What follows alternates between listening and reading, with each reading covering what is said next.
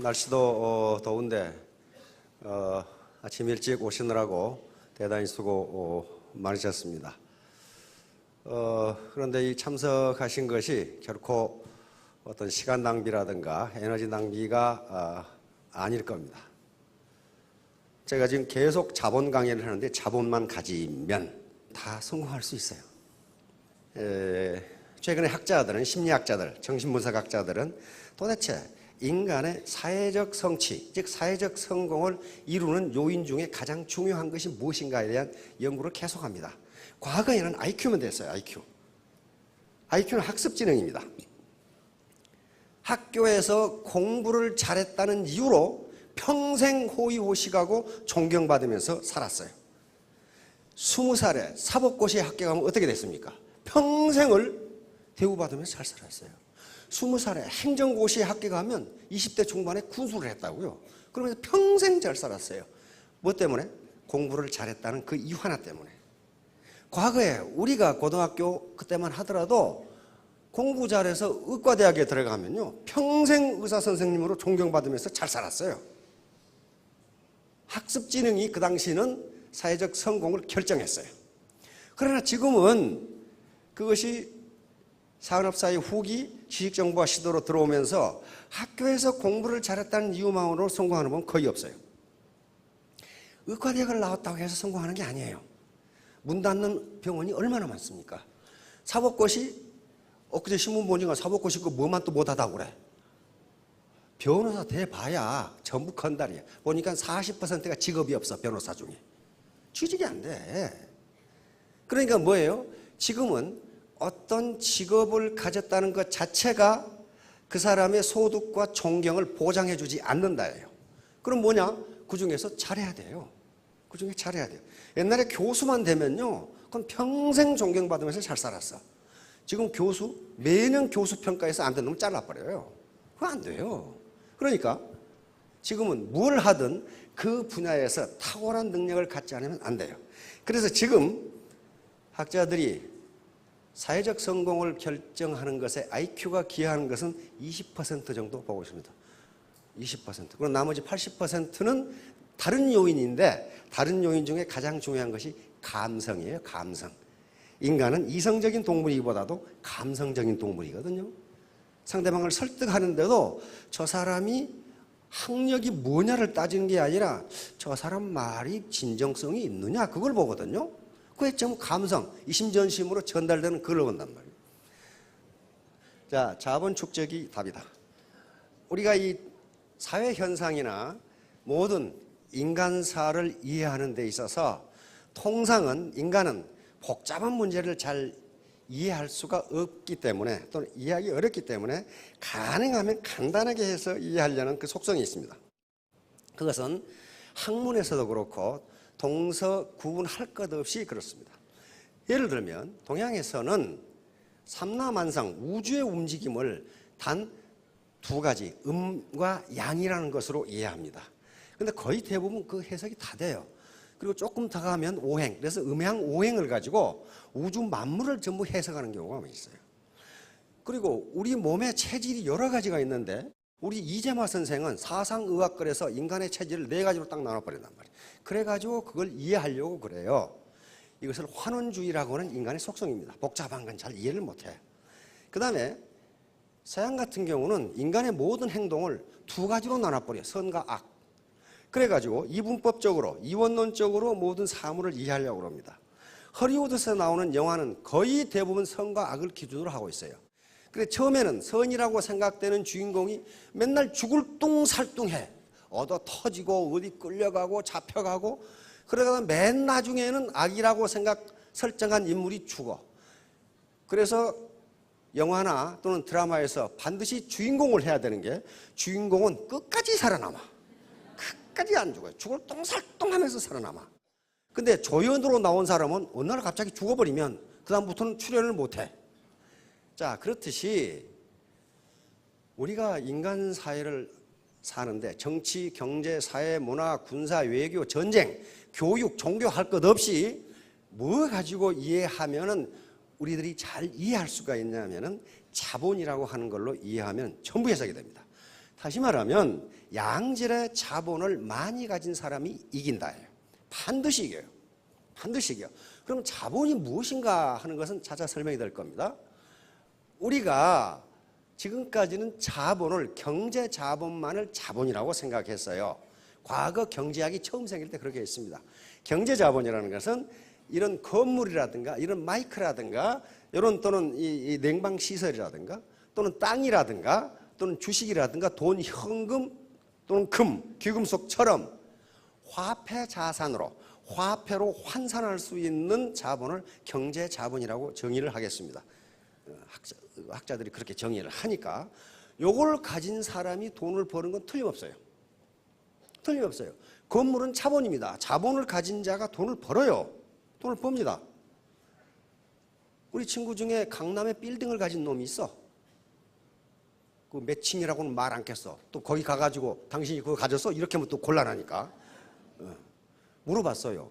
한 층 임대료가 한 달에 얼마야? 그랬더니 한 층 임대료가 한 달에 9천만 원이에요. 그러면 그 사람은 자본을 가졌다는 이유로 자본이 돈을 벌어주기 때문에 자기가 가서 피크닉을 가건 휴가를 가건 돈이 계속 들어와요. 그래서 자본을 가지려고 하는 거예요. 마찬가지로 저작권을 가지고 있으면, 베스트셀러의 저작권을 가지고 있으면 시장 시스템이 나한테 돈을 갖다 줘요. 그렇죠? 돈을 벌어줘. 자본을 가지고 있으면 돈을 벌어줘요. 그러니까 지금 세계적으로 문제가 되고 있는 게 피케티라고 하는 사람이 쓴 21세기 자본론이라는 거예요. 그게 지금 우리나라에서 번역을 하고 있는데 미국에서는, 미국과 유럽을 지금 강타하고 있어요. 그 책 때문에. 무려 700페이지가 되는 책인데 그 책이 지금 날개도 친 듯 팔린단 말이에요. 엄청나게 방대한 경제학 서적인데 그 책의 결론은 단 하나예요. 자본이 돈을 버는 속도가 노동이 돈을 버는 속도보다 빠르기 때문에 부자는 점점 부자가 되고 가난뱅이는 영원히 가난뱅이가 될 것이라는 결론이에요. 그러면 이 시스템을, 자본주의 시스템을 때려엎지 않는 이상 뭘 해야 돼? 자본을 가져야 돼요. 자본을 가져야 돼. 근데 다행히 자본의 개념이 점점 확대되면서 오늘날은 경제 자본뿐만 아니라 모든 것이 학자들은 자본으로 봅니다. 그중에 중요한 것이 사회자본, 문화자본, 신뢰자본, 상징자본, 도덕자본 이런 것들이에요. 그리고 심리자본. 그러니까 그런 것들은 돈이 들지 않더라도 자기가 축적할 수가 있어요. 그러니까 우리가 통상 어떤 좋은 덕목을 이야기할 때 그 덕목 뒤에 자본이라는 전미사를 붙이면 그게 자본이 돼요. 자본은 곧 생산성을 의미합니다. 그러니까 예를 들면 건강. 거기다가 자본이란 말만 붙여봐요. 건강 자본. 그렇게 돼요. 그러면 무슨 말이냐 하면은 건강한 사람이 건강하지 못한 사람보다 생산성이 높다. 그런 얘기예요. 지금 시중에 도덕자본이라는 책도 나와 있어요. 도덕성이 높은 사람이 불량한 놈보다 생산성이 높다. 그런 얘기예요. 그러니까 우리 서민이 궁극적으로는 경제 자본을 가져야 되는데 그걸 못 가지니까 그 다른 자본을 갖게 되면 빈곤에서 벗어날 수 있다. 그게 결론이에요, 오늘. 자, 그러면 자 봅시다. 부자 3대 못 간다. 이 속담 들어봤죠? 이건 조선시대는 맞아요. 그러나 지금은 맞지가 않아요. 지금은 3대 가면 망하는 게 아니고 3대 가면 더 부자가 돼요. 더 부자가 된다고. 지금 우리 이건희 회장님 할아버지 만석군 농부셨어요. 그렇죠? 막 부자였어. 그런데 이병철 회장 그 부친보다 더 부자가 됐어. 이건희 회장 3대째예요. 망해야 되는데 더 부자가 됐어. 다시 말하면 부자 3대 못 간다는 건 전통사회에서 이야기예요. 왜 그러냐면요. 전통사회에서의 유일한 자본이 뭐였냐면 땅이었어요. 토지였어요. 그리고 그 토지는 무엇과 연결되어 있었냐면 벼슬과 연결되어 있습니다. 조선시대에서 땅은 개인 땅이 없습니다. 모두 누구 땅이에요? 모두 임금님 땅이에요. 보천지하 막비왕토라고 그랬습니다. 하늘 아래 왕의 땅이 아닌 것이 없다예요. 그러면 벼슬아처들이 가지고 있는 땅은 뭐냐 하면은 수조권이라고 하는 권리, 수조권. 그 땅에서 네가 소작을 주고 소작료를 네가 받아 먹어라. 그 수도권을 준 거예요. 그래, 세금 대신 그 사람들은 이 사람한테 뭘 내면 돼? 도지만 내면 돼. 그걸 준 거란 말이죠. 그러니까 그것이 벼슬과 연계되어 있기 때문에 아버지가 벼슬을 했는데 그 아들이 벼슬을 못하면 뺏길 가능성이 많아요. 그 다음에 조선시대에 토지 소득보다 더 많은 게 뭐였냐면 뇌물이었어요. 뇌물이요. 그럼 벼슬을 해야 어떤 놈이 뇌물을 갖다 주지. 근데 통상 아버지가 벼슬하고 아들이 벼슬하고 손자가 벼슬하고 하는 게 거의 없었어요. 그래서 3대를 못 간 겁니다. 다시 말하면 아버지가 천신만고 끝에 부를 일궈 놓으면은 아들은 한량이 돼. 한량이 돼가지고 축첩을 일삼아. 그래서 재산을 축내. 그 손자는 뭐가 되냐면 건달이 돼가지고 기생집 출입하다가 말아먹고. 그러니까 3대를 못 가는 경우가 거의 많았어요. 왜? 자본을, 토지자본, 경제자본만 물려줬기 때문이에요. 일반적으로 경제자본을 물려받아도 그 인간됨이 인적자본이 축적되지 않으면 그걸 지킬 수가 없어요. 우리 주변에서 직접 보셨거나 말을 많이 들으셨을 거예요. 우리 동네에도 그런 사람이 있어. 평생 농사만 짓고 사셨어. 근데 그것이 어느 날 갑자기 광주시로 들어가가지고 공단이 돼가지고 국가에 소용해가지고 수십억을 줬어. 아이고, 농사 짓는 분들 몇천 평씩 하잖아요. 많은 경우는 막 몇만 평이에요. 근데 그 농사 지어봐야 소득 별로 안 돼요. 근데 공장 부지가 돼서 국가에서 보상해버리면요, 수십억이 돼버려. 그런데 그분은 성실한 농부셨지만은 그 수십억의 경제 자본을 다룰 만한 인적 자본이 되어 있질 않아. 인적 자본이 되어 있질 않아. 그러니까 어떻게 됩니까? 그때부터 그 많은 자녀들이 갑자기 자라기 시작해. 계속 찾아오면서. 그래서 계속 뜯어먹어. 계속 뜯어먹어. 다 뜯어먹으면 어디 가버리고 없어. 다시 말하면, 그래서 나중에 노후가 비참하게 됐어요. 다 뺏기고. 그 자본을 관리할 만한 인적 자본이 되어 있지 않은 거예요. 그래서 반드시 경제 자본이 주어진다고 해서 그것을 관리할 수 있는 능력이 갑자기 생기는 게 아니에요.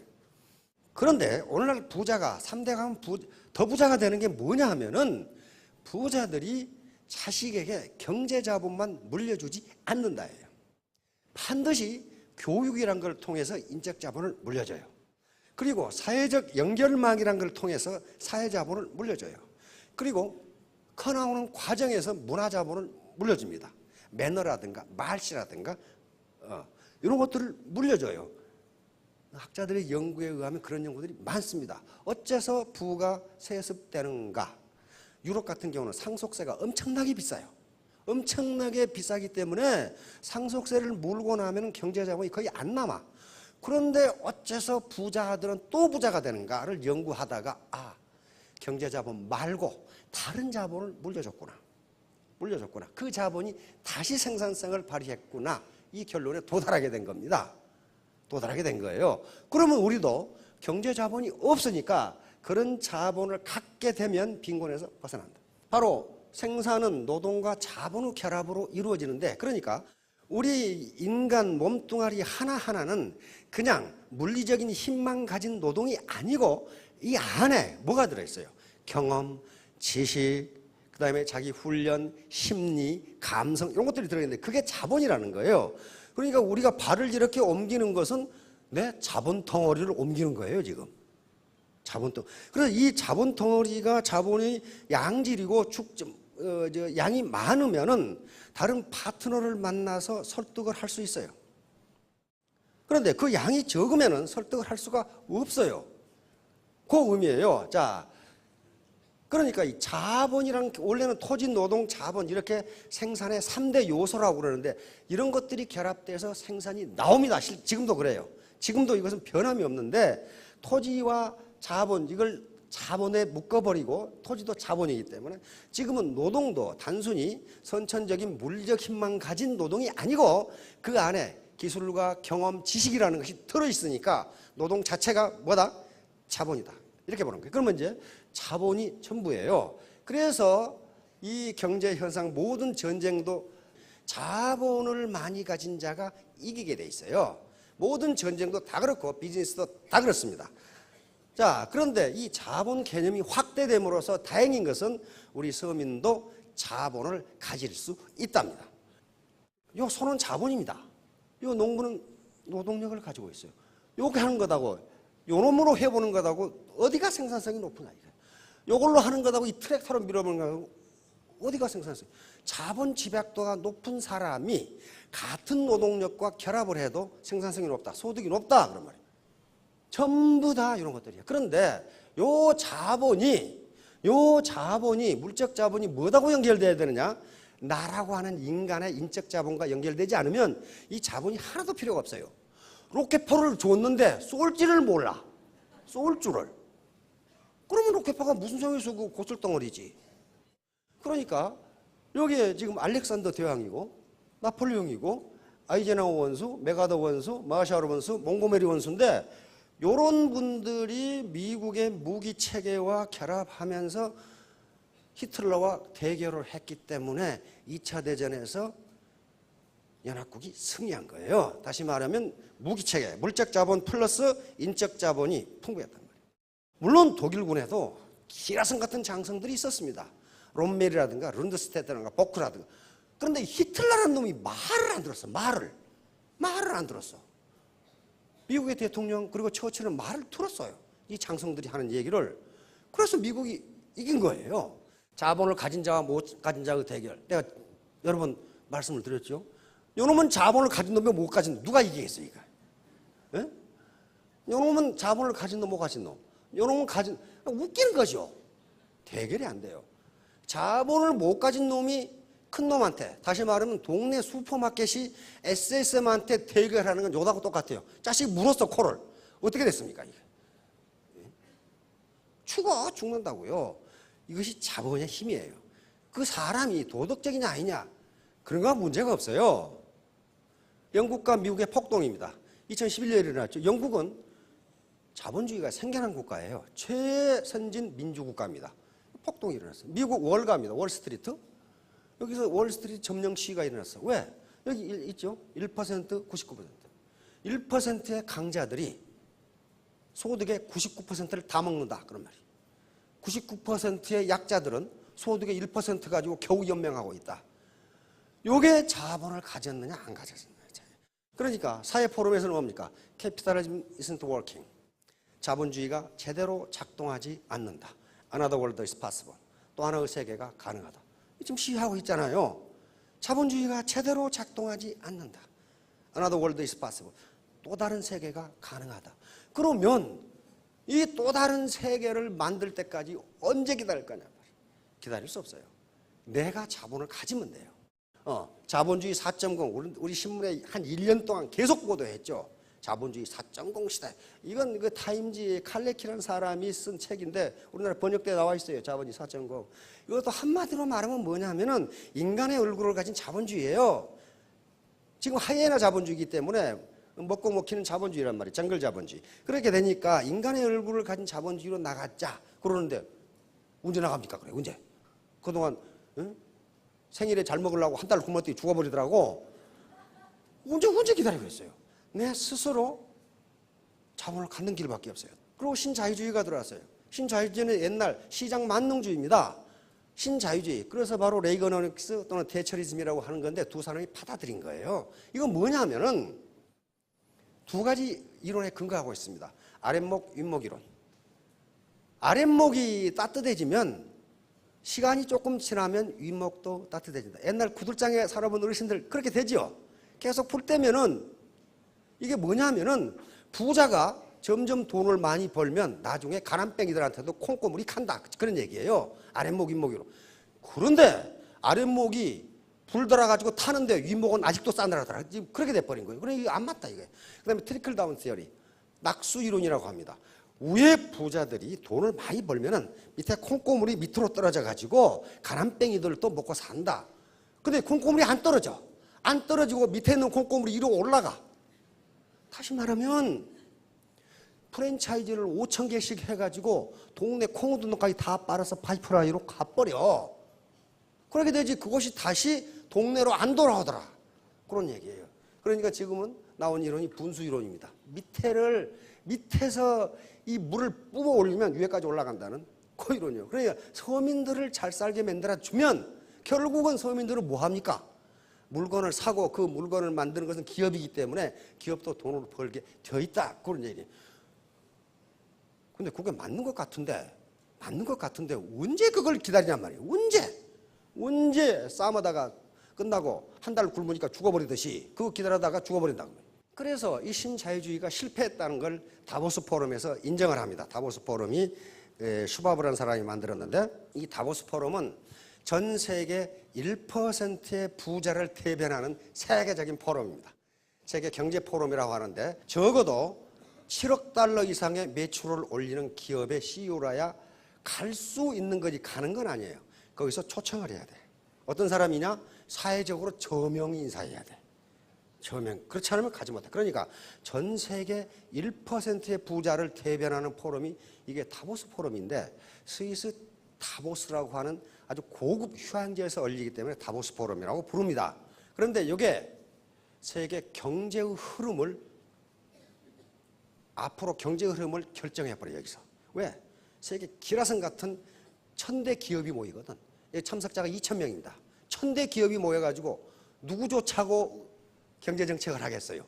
1000대 기업조차고 상위 1%. 근데 이것을 만든 사람이 바로 우리는 죄를 짓고 있다고 선언을 해버린 거예요. 현재 자본주의 체제로는 안 된다.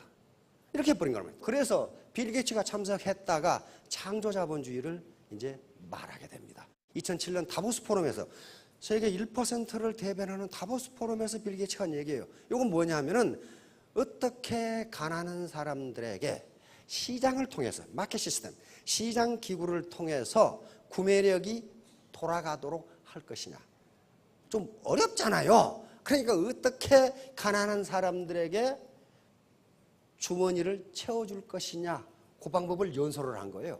그래서 그걸 창조자본주의. 우리는 이렇게 가지 않으면 안 된다고 지금 하는 거예요. 그러니까 상위 1% 부자들이 뭔가 문제를 알았다는 거죠. 가난은 나라님도 구제 못한다. 나라님 구제 못합니다.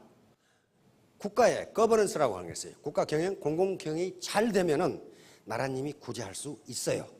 있습니다. 나라님이. 그런데 저는 여기서 이야기하는 게 현실이에요. 우리나라 현실은 나라님이 구제 못합니다. 왜? 재정이 주고 싶어도 재정이 안 돼. 재정이. 우리나라 재정이라는 게 키 큰 놈 짧은 입을 덮고 자는 것 똑같아. 다리를 덮으면 가슴이 나오고 가슴을 덮으면 다리가 나오고 이게 다 덮을 수가 없어요. 그러니까 결국은 자기가 이불을 만들어서 덮는 수밖에 없어.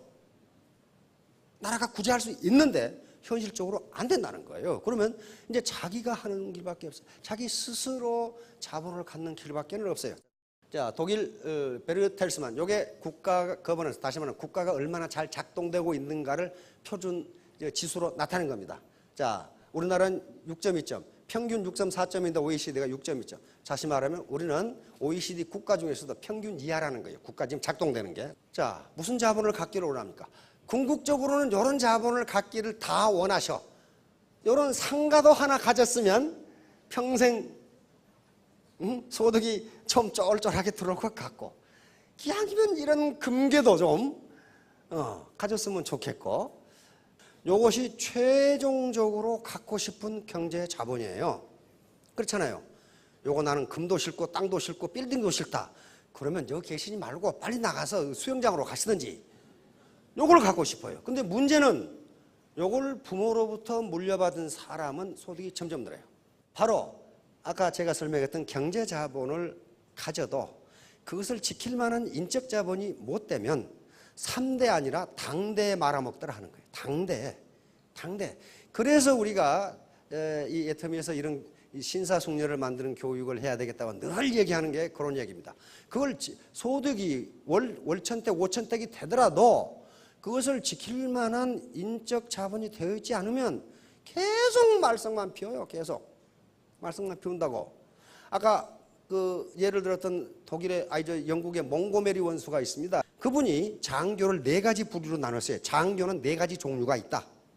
첫째, 머리 좋고 게으른 장교. 이것은 지휘관으로 딱 맞다. 지휘관이 참모한테 계속 간섭하면 참모가 일을 못해. 그렇죠? 머리는 좋은 사람이고 게으르니까 어때요? 참모가 보고하는 것을 정확하게 판단을 해. 이 자식 괜찮아구만. 그러니까 그건 지휘관감이다. 두 번째, 머리 좋고 부지런한 장교. 이 사람은 참모감이다. 부지런하니까 많은 정보를 수집해가지고 그중에 쓸만한 정보만 지휘관에게 보고를 하니까 참모감이죠. 세 번째, 머리 나쁘고 게으른 장교. 이것은 쓸모없을 것 같은데 그래도 쓸만하다. 머리 나쁘고 게으르기 때문에 지가 뭘 찾아서는 않지만 시키는 일은 제대로 한다 그 말이에요. 그 다음에 당장 쫓아내야 할 장교. 머리 나쁘고 부지런한 장교. 요건 하는 일마다 일을 저질러라.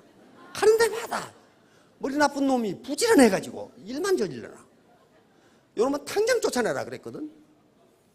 그러니까 이런 애터미 교육을 잘 못 받으면 나중에 5천택이 됐는데 머리 나쁘고 부지런해. 그래 가는 데마다 일을 만들어놔. 그래서 인적 자본이 필요한 거예요. 이렇게 해서 바로 이 인적 자본, 이거 아인슈타인이죠. 이고는 고집이라고 봅니다. 고집은 지식분의 1이다. 다시 말하면 무식한 놈이 용감하다 그런 말이에요. 지식이 없는 놈이 고집은 세다 그 말이에요. 이건 망하기 딱 좋거든요. 당대의 망이에요. 그래서 사회자본의 축적입니다. 지금 사회자본은 전형적인 것이 그물망, 연결망이에요. 소셜 네트워크입니다. 그런데 애터미 조직이라는 게 뭐예요? 네트워크예요. 네트워크. 바로 이 피에르 부르디에라는 학자가 얘기한 게 가장 중요한 자본 중에 하나가 사회자본이에요. 이 사회자본의 질과 크기에 따라서 소득이 결정된다. 맞죠? 애터미의 이 소셜, 사람과 사람으로 연결된 네트워크인데 이 네트워크의 사이즈와 질에 따라서 그 사람의 소득이 결정된다요. 결정된다. 그러니까 어떻게 하면 네트워크의 사이즈를 크게 하고 퀄리티를 높일 것이냐 하는 게 문제잖아요. 지금 사업의 문제예요. 그런데 그 소셜 네트워크 자체가 자본이고 이걸 누구에게 물려줍니까? 자손에게 물려줄 수 있잖아요. 이 네트워크를 물려줘요. 물려줄 수 있잖아요. 네, 자본이니까. 자본주의 사회니까 자본을 물려줄 수 있어요. 그런데 어떻게 하면 이 자본의 사이즈와 퀄리티, 질을 높일 것이냐 하는 문제입니다. 바로 이 심리자본이요. 우선 오늘 심리자본 하나. 심리자본. 요게 지금 긍정심리자본. 요걸 연구하는 학자들이 굉장히 많고 인간이 가지고 있는 심리도 뭐다? 자본이다. 자본. 왜 그러냐? 생산성을 발휘하니까. 생산성. 요건 경제자본이 있어야 되는 게 아니에요. 자기 마음먹기 나름이에요. 맨 먼저 이게 지금 4가지가 있다고 그래서 심리자본의 밑에 하위 변수가 4가지인데 이 4가지가 그 사람의 생산성을 결정한다예요. 생산성을 결정. 저희가 자기 효능감이에요. 셀프 에피카시라고 하는 건데 이것은 자신감이라고 생각합니다. 자신감. 다시 말하면 나는 애터미 사업에서 성공할 수 있다. 요거예요. 있다. 그리고 스스로 자기의 성공을 기대를 해. 나는 4년 후에 로얄 마스터가 되어 있을 것이다. 이걸 셀프 에피카시라고 해요. 자기 효능감. 자기 효능감.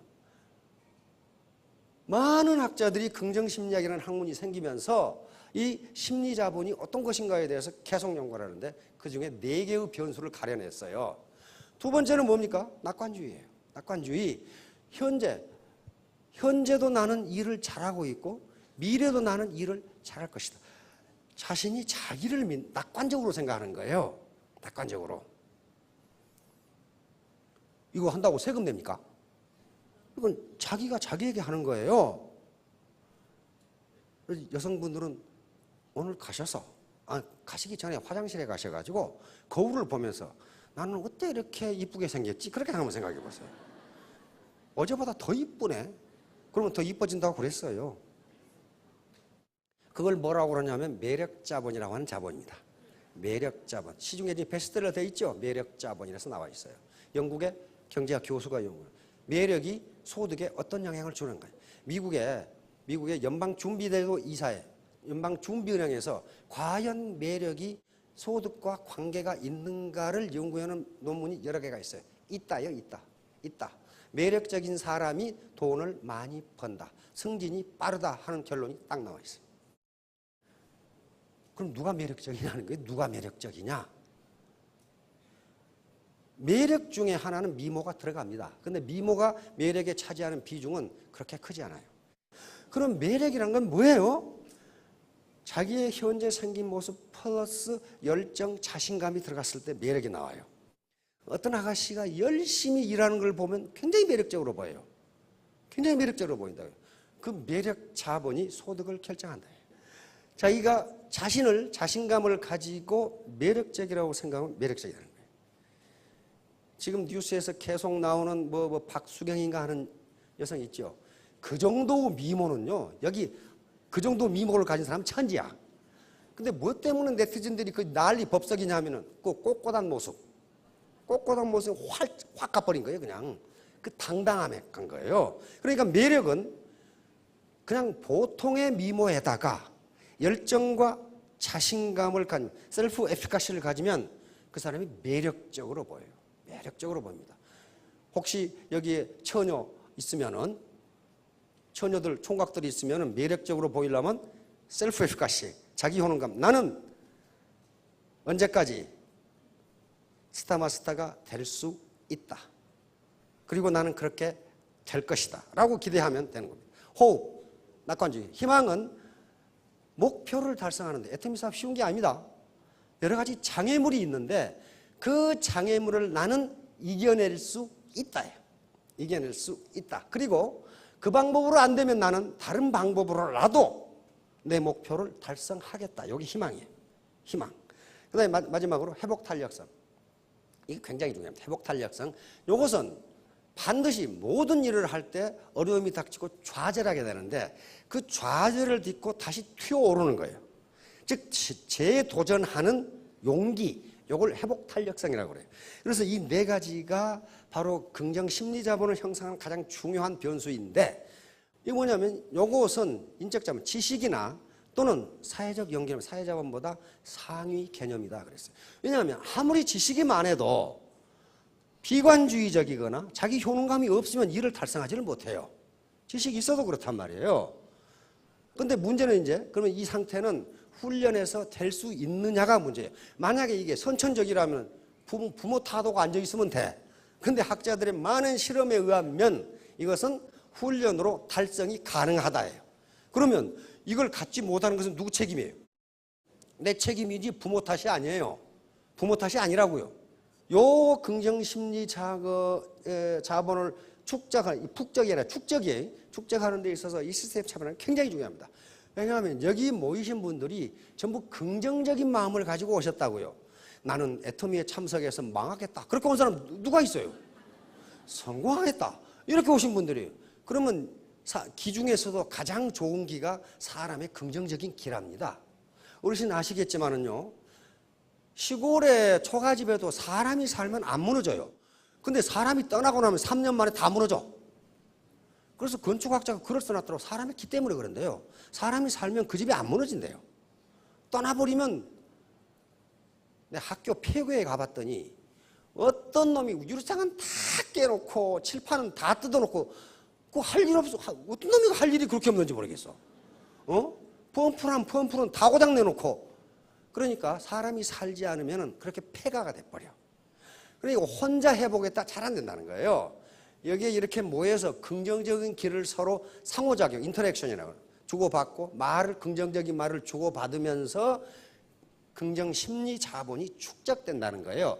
그래서 여기 와서 이야기하는 이 리더분들이 한 번도 빠지지 않았다. 그러는 게 그런 의미 때문에 그럽니다.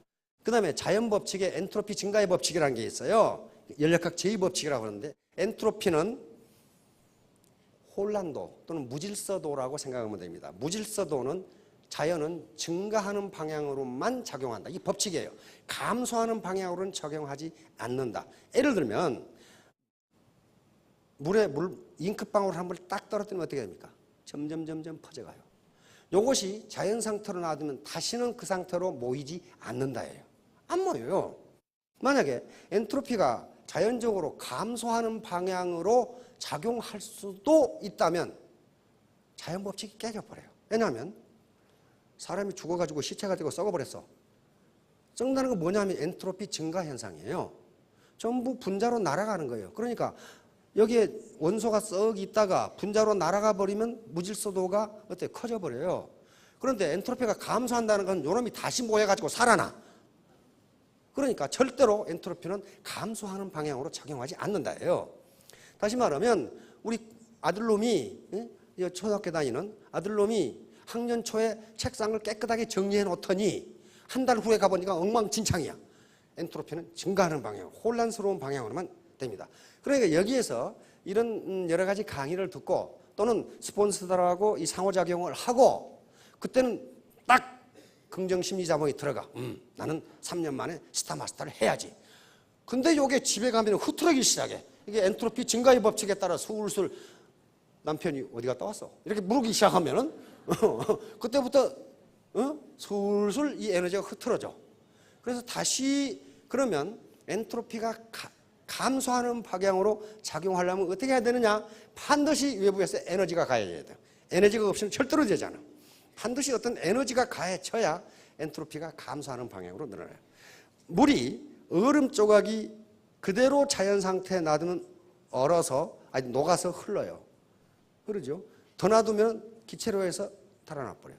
다시 말하면 혼란도, 무질서도가 증가해요. 그것을 다시 얼게 하려면 외부에서 에너지가 가해지지 않으면 다시 얼지 않아요. 그러니까 이런 시스템에 참여해서 다시 상호작용하라고 이야기를 하고 아무것도 아닌 것 같지만은 엔트로피를 다시 감소시키는 거예요. 그래서 다시 셀프 에피카시, 내 자기 효능감을 높이는 겁니다. 아, 저분이 그렇게 했다면 나도 3년에 스타마스터가 될 수 있다. 이게 자기 효능감이에요.